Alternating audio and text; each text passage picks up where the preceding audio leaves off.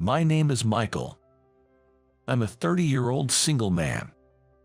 Currently, I work for a certain online media outlet where I write various articles as a journalist. By the way, our company is celebrating its 10th anniversary, and at present, we have 12 writers, including me. I've been with this company for almost a year now. Before that, I was a freelance writer for a large corporation. However, a year ago, I decided to leave my corporate job and join this online media company. Looking back, I genuinely believe that move was a turning point in my life. At that time, my decision even led to my then-girlfriend breaking up with me. According to my ex-girlfriend, she couldn't believe I would leave a stable job at the large corporation to chase my dream. Given that I had been considering marrying her, I sometimes doubted my decision back then. However, now I'm confident that I made the right choice. Although my income is now roughly half of what I made at my previous job, I find much more satisfaction in my work as a full-time journalist here. During my first year, I mainly wrote anonymous commissioned articles, which served as both learning and training. In my current job at the online media outlet, once your skill is recognized, you can have your own column with your name on it, but before that, you need to build your credentials. Thanks to one of our executives, Susan, I was able to steadily build those credentials. Michael, good job today. We've received a request from a travel agency. Can you handle it? With those words, Susan handed me the materials from the travel agency. When she approached, I could faintly smell the scent of soap from her, which made my heart race a bit. I have a sensitive nose, and I'm not a fan of strong perfumes, so I really like the natural scent emanating from Susan. Yes, in fact, I've always admired her. So naturally, whenever I'm around her, I get extra enthusiastic. Of course, I'll start writing immediately, I replied, and immediately began typing away on my computer. Susan is 33, 3 years older than me, and she was involved in the startup of our company. From what I've heard, our female CEO was Susan's senior in college. The CEO had recognized Susan's exceptional computer skills and scouted her to be an executive when establishing the online media. The CEO's intuition was spot on, as, in its 10th year, our online media now has over 1 million readers and is popular among internet users. Nowadays, we get regular requests from major corporations, and the company's prospects look brighter than ever. When I first joined the company, I was feeling down after my breakup, but upon meeting Susan, I was immediately captivated by her charm. Susan boasts a model-like figure and is a sophisticated beauty. With her small face, smooth fair skin, and short black hair, she stood out in the office, especially with her vibrant makeup. Moreover, she is an extremely capable woman. She found suitable tasks for our company from the vast information online and consistently secured contracts for us. I also believe that my commissioned articles were recognized because she assigned jobs that suited me. In fact, all the writers in the company often say that it's because of Susan's leadership that we can work efficiently and effectively. Thanks to her sense of design and computer skills, our online media has such a user-friendly and attractive design, which has garnered so many fans. I truly respect Susan and can't help but admire her as an amazing woman. But realistically speaking, there's no way a regular employee like me could be a suitable match for an executive like her. If I were to show even a hint of interest, it would create an awkward atmosphere, making it difficult for me to continue working there. Susan herself is known to always maintain a professional demeanor without showing any vulnerabilities. In the office, she rarely talks about her private life. Even if there's a get-together, she doesn't drink and never joins for the after-party. Rumor has it that a few years ago, a male colleague stalked her. Even though she showed clear signs of disinterest, the guy was so persistent. His behavior escalated to the point where the company couldn't ignore it any longer, leading to his dismissal. Since he was an excellent worker, Susan apparently felt responsible for the outcome. After that incident, she has been very cautious in her interactions with male colleagues. Approaching her aggressively would only cause significant inconvenience. That's why I've always wanted to maintain our professional relationship of boss and subordinate. She's out of my league, always out of reach. But I always comforted myself by saying that just being by her side was enough. However, one day, my relationship with Susan began to change drastically. Suddenly, I was called into the CEO's office. Wondering what was going on, I headed to his office with a racing heart. The CEO greeted me with a big smile. "Michael, it's almost been a year since you became our exclusive writer. You've improved a lot, and I think it's time for you to have your own column. Both Susan and I have high expectations for you." I was ecstatic hearing the CEO's words. I had always wanted to make a name for myself, and now the chance had finally come. Without hesitation, I accepted the CEO's offer, and soon after, I met with Susan in a conference room to discuss the new column. Seeing her face to face made me nervous, but Susan was calm as usual. "Congratulations on the new column, Michael. I have high expectations for you." "Thank you. I'll do my best to meet your expectations." We then discussed the format and content of the column in detail. Given my love for traveling, we decided that I would write a weekly travel essay. When I mentioned I wanted to use my pen name Emerald Wanderer, Susan's attitude suddenly changed. Emerald Wanderer, you're using that pen name." It wasn't like Susan, who was usually unflappable, to be so surprised. "What's going on?" Only knowing her usual cool demeanor, I felt a jarring contrast seeing her wide-eyed expression and slowly opened my mouth.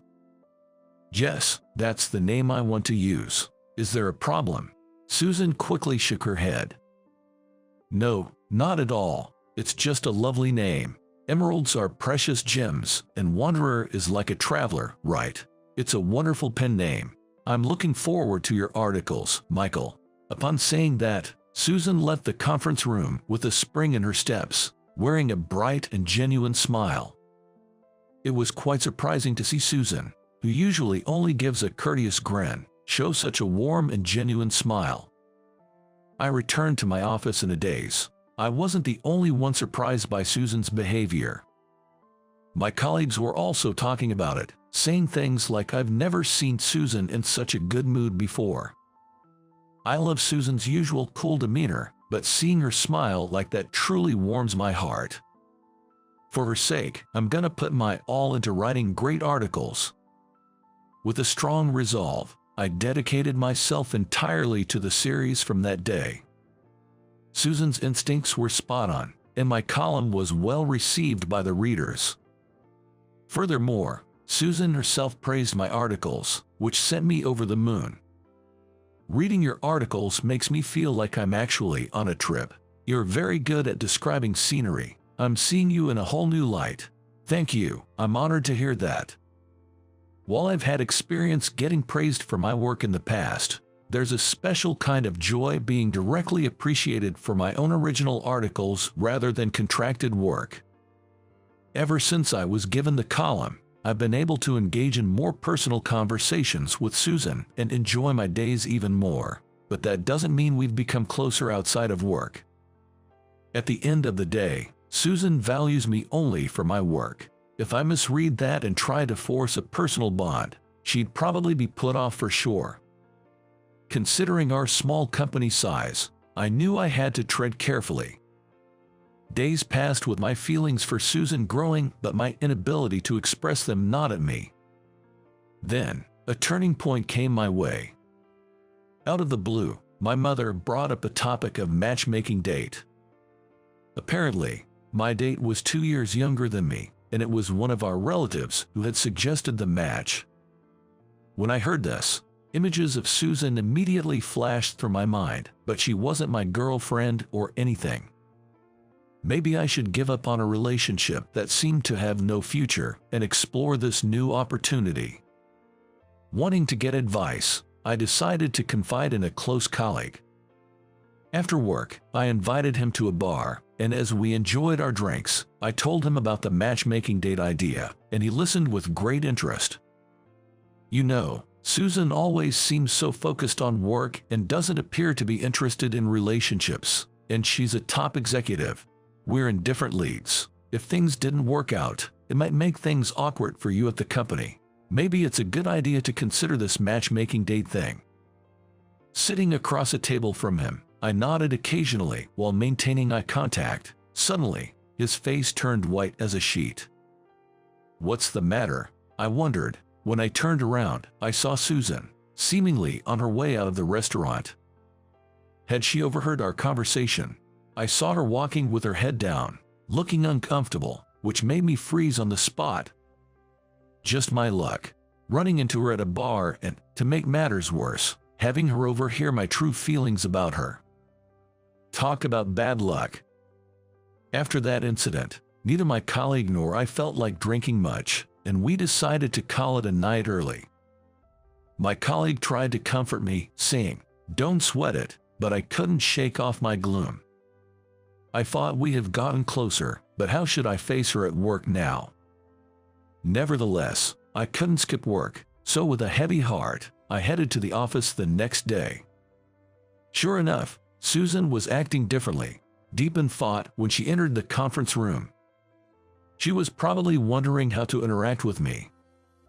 However, we couldn't avoid the meeting, and as I was pondering how to proceed, Susan suddenly blurted out, "Michael, I might be out of line, but I really don't want you to be set up on any dates."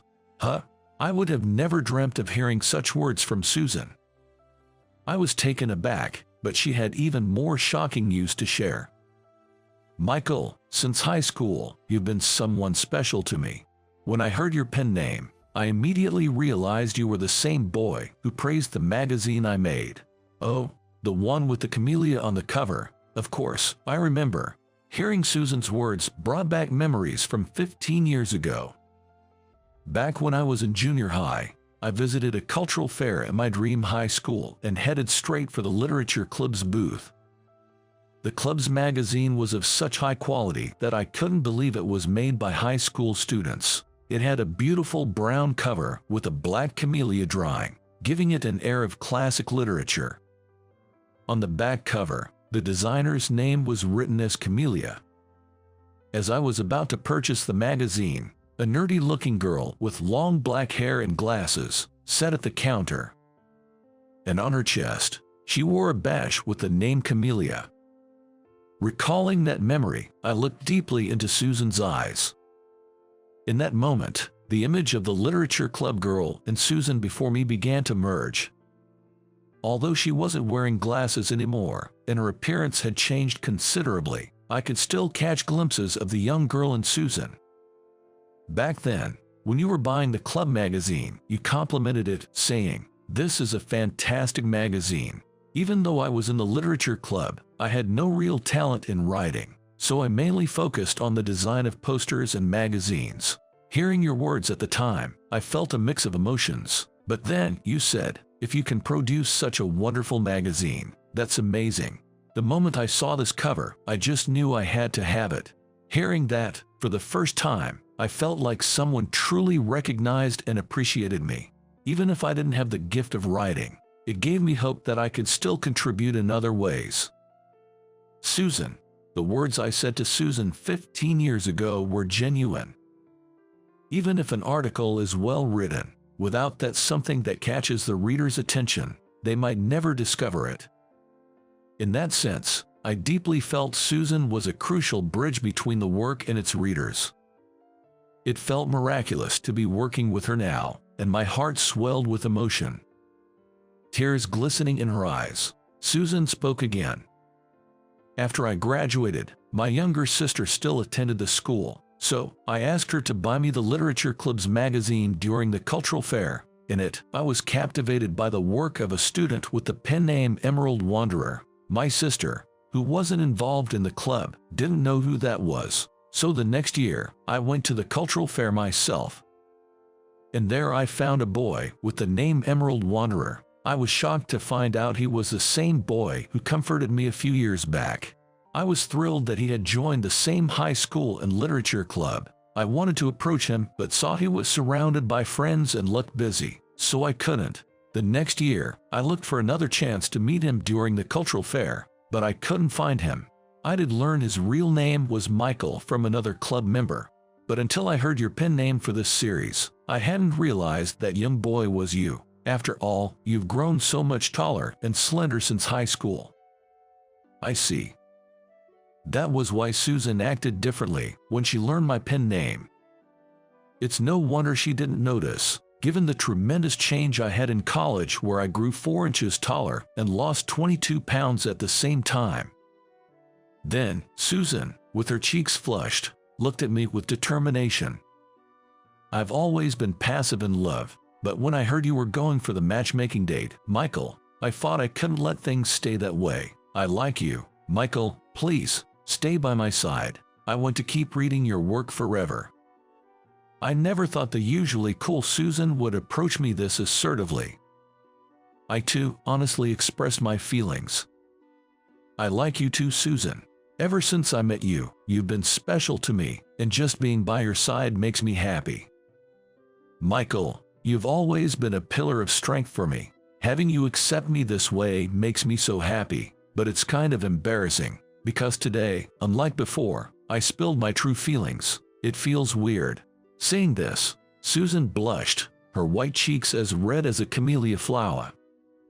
I felt bad for feeling this, but seeing her like that was refreshing. She's incredibly cute. The contrast of her current and previous image left me in awe, and I couldn't take my eyes off her. From then on, Susan and I officially started dating. Thanks to her, my column was going really well, and my pay had also increased. 3 years has passed after I started working at the company. Now that I finally sorted my work and life, I decided to propose to Susan. Seeing the camellia-inspired design of the engagement ring I chose, Susan laughed amusedly. What a unique design. Where do you find it? Yeah. When I saw a magazine featuring a camellia design, I thought it was such a beautiful flower. It left me with an unforgettable impression, and I've always wanted to immortalize it. Susan has always been and still is the woman I look up to, and there are still many times when I feel I can't match up to her. In a way, she'll always be out of my league. But that's why I cherish her even more and want to become a man worthy of her. I channel that desire into motivation for my writing. I personally think this kind of love is perfectly fine. So, after 2 years of dating, Susan and I got married, and we still work hand in hand today. The color of the flower I saw that day hasn't faded, and if anything, my affection for Susan only grows day by day.